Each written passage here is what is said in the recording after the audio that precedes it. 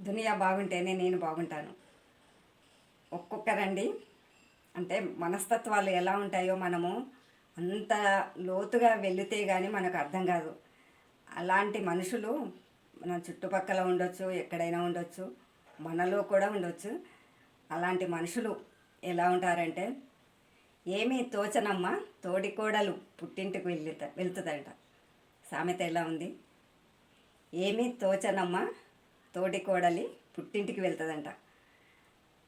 అంత ఇది ఉంటుంది చూడండి. ఒక్కొక్కరి మనుషుల్లో మనకు భేదాలు తెప్పించడం అంటే ఇలాంటి సామెతలు చాలా ఉపయోగపడతాయి. మనిషి అనేది ప్రతి మనిషికి ఒక ఒక విలువ ఉంటుంది, ఒక మాట తీరుంటుంది, బుర్ర కూడా అదో రకంగా ఉంటుంది. అలాంటి మనుషులు ఇలా చేస్తూ ఉంటారు. అలాంటి వాళ్ళను ఎప్పుడూ నమ్మొద్దండి.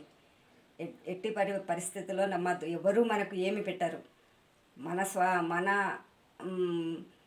స్వార్థం కోసం మనం చేసుకునే పనులు ఇలా ఉంటాయి. స్వార్థము అనేదే ఇది. ఈ మాటకు విలువ చెప్తున్నాను. ఏమి తోచనమ్మనంట తోడికోడలు పుట్టింటికి వెళ్ళిందంట. అంటే ఎంత ఇదిగా ఉంటుందో ఈ మాటకు అర్థం మీరే కామెంట్ చేయండి. నచ్చితే ఎలా ఉంటుంది ఈ నేను చెప్పిన విధానము ఒకసారి మీకు నచ్చితే కామెంట్ చేయండి.